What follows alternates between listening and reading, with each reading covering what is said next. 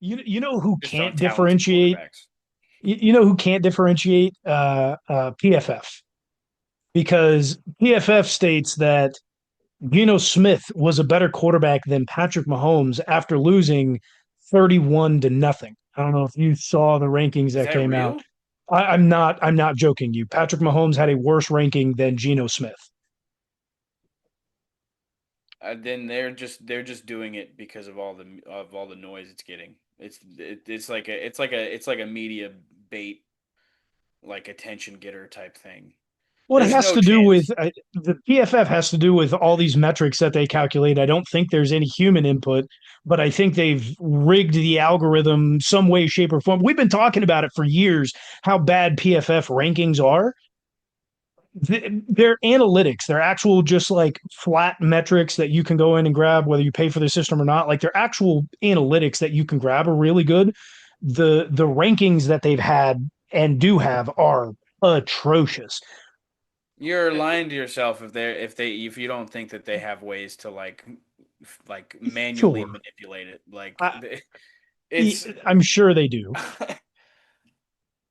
Do you think Chris Collinsworth, who loves Patrick Mahomes, is going in there and be like, worse than Gino?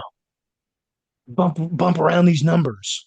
Maybe they're doing it for talking points to stay relevant, but that's not going to do very good in the throughout the next couple of years if they keep putting out trash like this. they're getting pressure from Chris Long, bro. Chris Long's tired of the rankings, dude. They do need to make some adjustments. JJ Watt talked about it on the Pat McAfee show, how they made adjustments because he was consistently ranking as the number one defensive end slash defensive lineman for multiple years in a row. And so they even contacted him and they were like, hey, we're adjusting based on, you. And it doesn't take into consideration, a lot of the actual play things on who you're supposed to be covering, what's your assignment, things like that. And most analytics don't, but I just I don't think PFF lasts for long if they're going to keep putting out these poor I mean, it lasts rankings. for long, dude. Like they're fully ingrained in NFL culture. Like, I know, and it's really bad. It's really bad, especially when you're putting it on the broadcast and you're like, "Hey, Patrick Mahomes is a 13th ranked but PFF quarterback." I fully believe there's no other way that you can that you could rank Geno Smith as being better than Patrick Mahomes. No shot. Especially not after they only ran 30 offensive plays or less, 27 offensive plays. Yeah. The Chiefs had 30 first downs. Everybody wants to use the phrase belt to ass. Like that was the literal definition of belt to ass when it comes to a football game. Like we whooped the shit out of the Las Vegas Raiders. And I called it. I called it. There was going to be no interceptions. What happened? No interceptions. The only turnover that happened in this game came from a fumbled snap that the Chiefs were able to recover. Geno Smith did have a fumble. He recovered it himself. And then there was the fumbled snap by the backup quarterback, whoever the hell that was. And that was it. There was no other turnovers in the game. It was just, hey, you're getting stopped in three downs, and then you're going to punt, and that's it. They had 27 offensive snaps. Yeah, they didn't have very many opportunities to throw us the Not like ball. you So saw it. You were over a trash can the entire don't time. you didn't have to bring that up.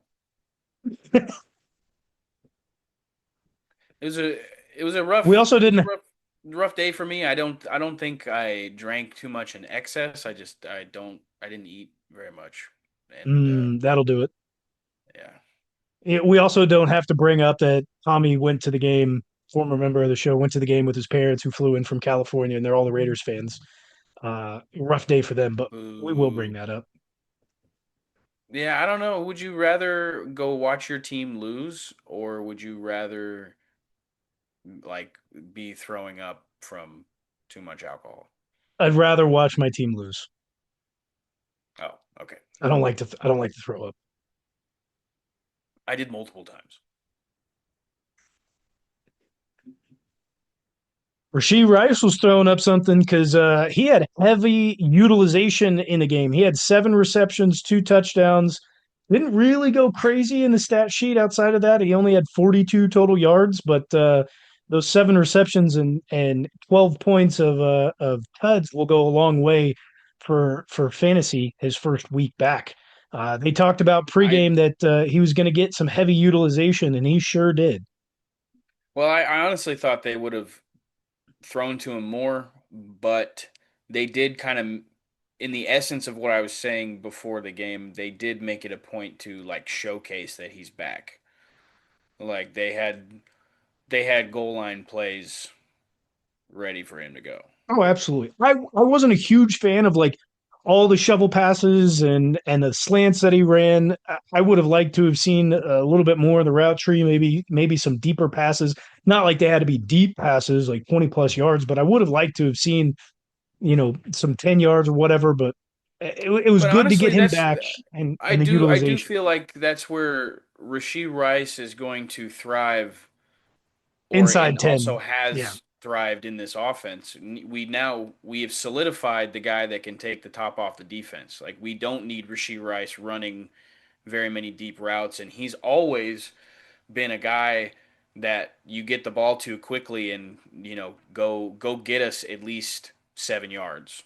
Like he's a great first down play in this offense. Just like a quick slant, a bubble screen, a one-on-one route where the defense is given a lot of cushion. Like you get him the ball quickly and let him make a play. It's the old or older I guess notion before we integrated too much like RPO stuff, like the what commentators would say is the extension of the run game, the quick throws that get a receiver in space and and on like a one-on-one matchup. Like it's those types of plays where Rashee Rice is going to continue to make a living in this offense. I think we've got a good mesh of where our receivers will play at or what our system will work best in. You got Rashee Rice between that like 3 and 7 yard routes is where he's going to work the best. You got Xavier Worthy, that's probably that 5 to like 12 mark.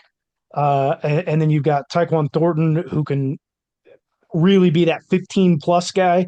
And then obviously Travis Kelsey, just find a hole, sit in it, and wait for the ball to come to you. You're not. I mean, Xavier Worthy is also like the deep guy. Like Tyquan Thornton's a Can't nice like little yes, sprinkle in the offense, but he's really not. He's kind of an afterthought now. yeah. Xavier Worthy can take he's our deep threat, bro. Like he can take the top off, but he also really thrives in that like 10 to 15 range as well. To be consistent in there and then take the top off every once in a while. sure, I guess. I guess We're I'm not missing taking that as we're you, gonna but miss some heavy hitters in the weeks to come. Not some things that I was wanting to get out of this Raiders game. I mean, obviously we've got Josh Simmons, who's not expected to be back anytime soon. They did ask Andy Reid in his press conference today, being Monday, what was going on with that situation. He just said we're not going to talk about it. That's Veach is handling it, and that's about it. We know something's going on. We don't know many details, and that's kind of where it ends. But he's out, and thank goodness we've got Jalen Moore who's able to step in. Though the guy we were really hoping he would step in for, being Juwan Taylor, is now potentially out for some time. He's got the injury to, I believe it's his right shoulder. Went out early in the game. Hopefully he can come back because we can't really be missing that many offensive linemen now. Hopefully it's not extended period, but we don't know much more than that. We also saw Trey Smith leave early in the game with a back injury. Left very, very early. Mike which Caliendo is way could, more concerning in my yeah, opinion. I don't know if it's actually more concerning. Mike Caliendo's been able to step in and play very well. He played very well against the Raiders. He's played very well last season. Not that I want him out for an extended period of time, Trey Smith, but I think we have more coverage there than if we're missing both Duan Taylor and Josh Simmons at the Who tackle does fill in positions. for Juwan? I believe that is going to be Eric Driscoll, former member of the practice squad. We did see him in preseason last year. He was really good. We saw him in preseason this year. Uh, really happy with what he's been able to do in the preseason, but obviously that's preseason. That's not necessarily against the ones, and so I think Eric Driscoll is going to be the guy who comes in and fills in for Jawan Taylor if he's going to miss any time. So we don't know if he's going to miss any time at this point. Not been reported on yet. All we know is that he left the game early, but there's not been any early indications on what the injury status is. I'm sure we'll learn more on Tuesday. And then we did learn a very short-staffed defensive line. It's even more short-staffed, especially on the interior side. Third round draft pick out of Tennessee, Omar Norman Lott, who was getting more snaps and was stated to really be a prominent figure on this defensive line as we move forward from Steve Spagnuolo, defensive coordinator of the Chiefs, is unfortunately going to be out for the remainder of the season for his ACL on an incredibly dirty play. I don't know if you saw it at the stadium, Tybo. He is No, I he, didn't. No, I was napping in the car. oh, this guy. He one of those plays, and you get knocked to the ground. All right, play's going to be over, and one of the guards, I believe it was the left guard for the Las Vegas Raiders, decided to do one of those wrestling moves and try to jump off the top rope. Well, he did it. And belly flopped right onto Omar Norman Lott, I believe, as he was trying to get up, smushed him to the ground, torn ACL out for the year. Yeah, man, kind of like my senior year homecoming game. You obviously pick like a shitty team to go against so you can win by a lot. Well, we were winning by damn near 60 points, and somebody from the other team, I can remember hearing him shout, "Man, I don't give a damn," and like pushing somebody from behind, like clearly a penalty that he got flagged for and whatever. But when you're down by this much, you're just like, man, I don't. I'm gonna just do whatever because I've given up on this game. Um, you think he gets You think he gets a fine? You think he gets any There disciplinary will action? be 100% he will get a fine. It was an unsportsmanlike penalty. Will be reviewed. Tuesdays are the days when they hand out the fines. He is 100% going to get a fine. I would not be surprised if he gets a minimum 1 game suspension.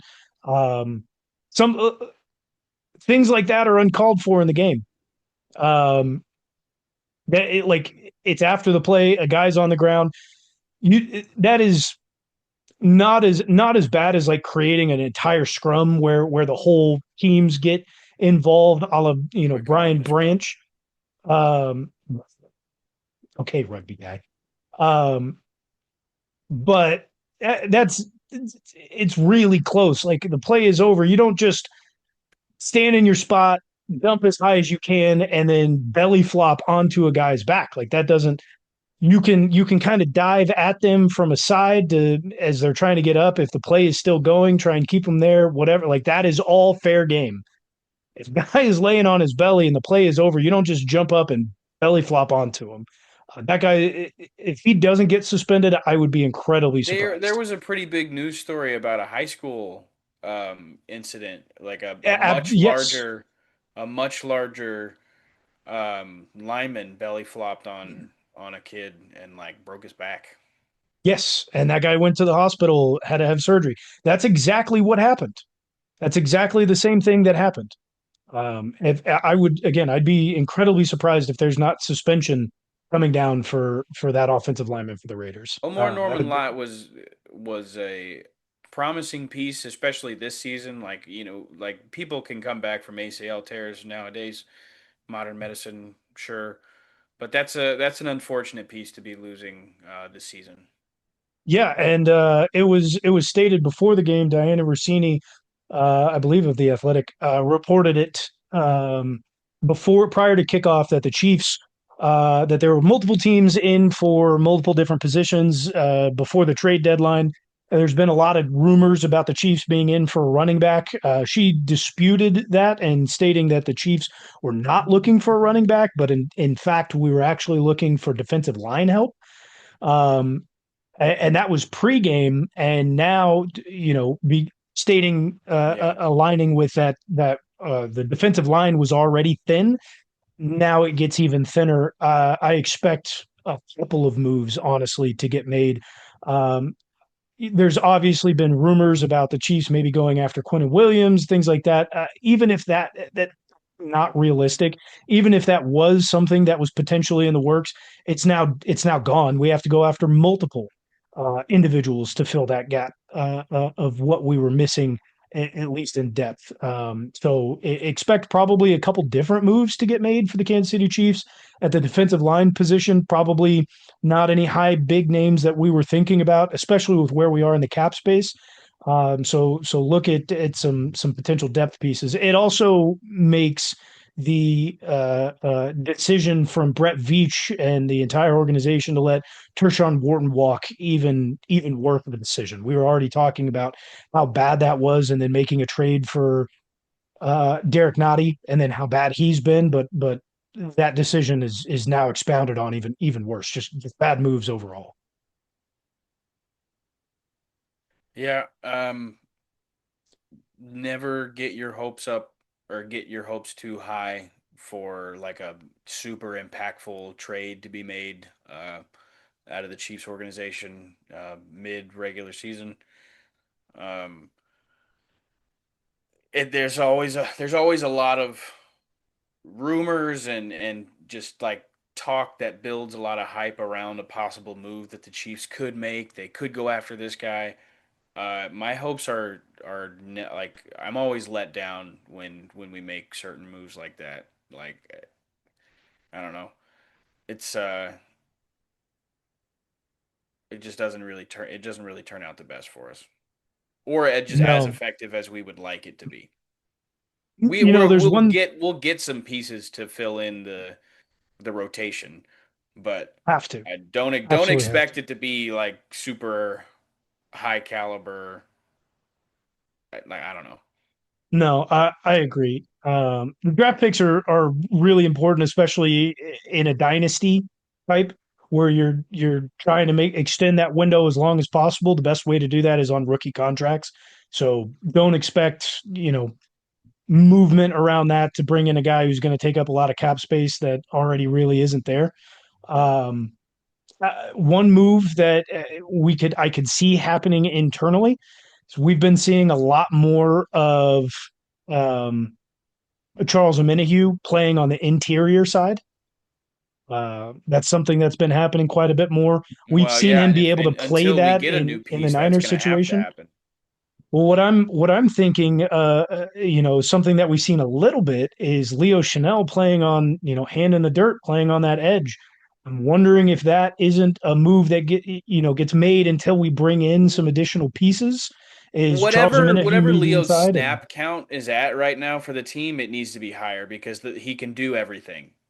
He can? can cover, like he's gotten a way better in his coverage game. He's one of the surest tacklers on the team, and like he just has this motor that even a guy like George Karlaftis, who we say like has a great motor and like continues to play well into the play, and he doesn't kind of like loaf around sometimes like we see Chris Jones do. No shade really to Chris Jones, just trying to give an example. But like Leo's motor is there, but it's like also just like a more intense type of play. Like Karlaftis is good at what he does. Obviously has a great bull rush. Obviously can track the quarterback fairly well after the play breaks down. But Leo is just a way more intense, harder hitting type of player, and he can do almost anything that you ask him to out on the field. So whatever his snap percentage is right now, it needs to go up. And I understand that we have a good Absolutely. linebacking core, but maybe that takes some snaps away from like a guy like Chamari Connor. That probably takes some more snaps away from Drew Tranquil, but Leo needs to be playing more. I'm glad you brought that up because I don't think it does. What we've seen over the last couple of weeks is Chamari Connor has been playing quite a bit better. And the reason for that is his snap count at the Well, yeah, if safety Leo puts position. his hand in the dirt, it's going to be taking D line play away. But yeah, Yes, or to an extent, right? Because there's Mike Dana there. It's getting thin. Move Charles Omenihu on the inside. I think this just plays more credence into we're going to play a little bit more nickel than we have this season, which is one of our staples. It's one of Steve Spagnuolo's staples in on defensive formations is playing the nickel. We've seen Amari Connor play more safety snaps over the last couple of weeks than in the previous. We've seen Noel Williams play more on the outside and actually get snaps than we've seen in the first handful of games. So what does this mean? Well, we're just going to play nickels. So you've got Brian Cook. Kamari Connor is going to play the safety. We're only going to have two linebackers. It's going to be Drew Tranquil and it's going to be Nick Bolton. You're going to move Leo down to the edge and you can mix in some crazy things in there, right? Because Leo can either come down on the rush, he can back out into coverage, and then guess what? We're going to get to see a little bit more of Jaden Hicks, who's got that size of a linebacker and the speed of a safety, and he can play really well in coverage. I think we're going to go more towards that nickel side, play with two linebackers, have that hybrid in Jaden Hicks, and really be able to put our players in the positions to succeed more often than not. That means like I said, Chamari Connor back at the safety position, be able to play Noel Williams and Jalen Watson out on the outside.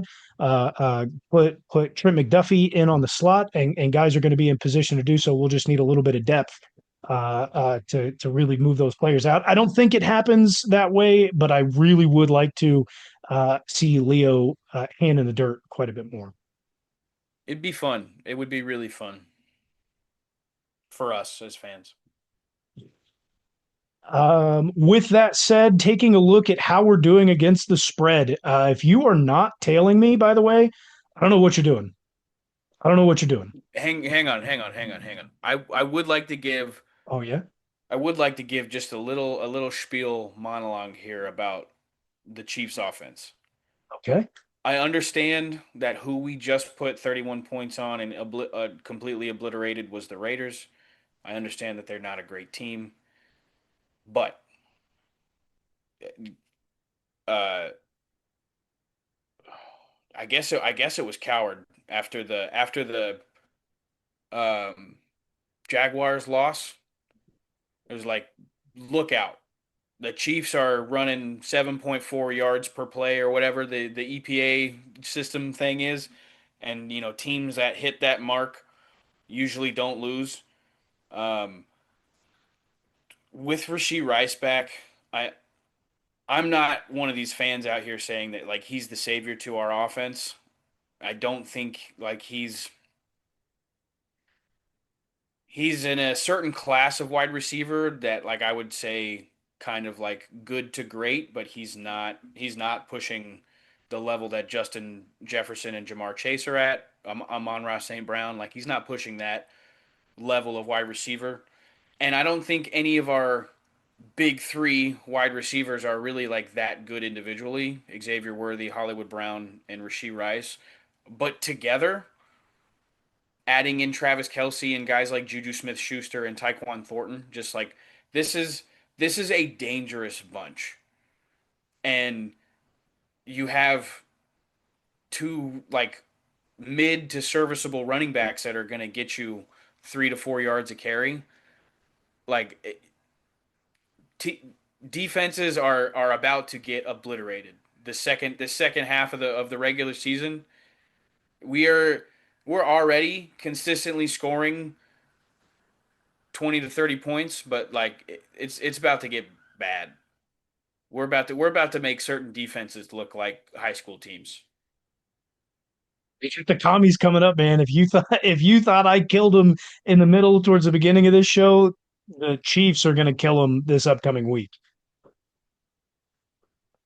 The the perfect mesh of receivers that we have working with Pat Mahomes, like I said, none of them individually are that good, but the Hollywood Brown is kind of like the middle, the perfect in between of the skill sets of Rashee Rice and Xavier Worthy, but they're all fast, right?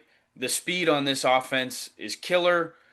I don't think it is as dangerous or effective as when we had Tyreek Hill, but I also think Pat was probably playing with a little bit more reckless abandon and playing like a little more free and not as much in his head as he is later on in his career.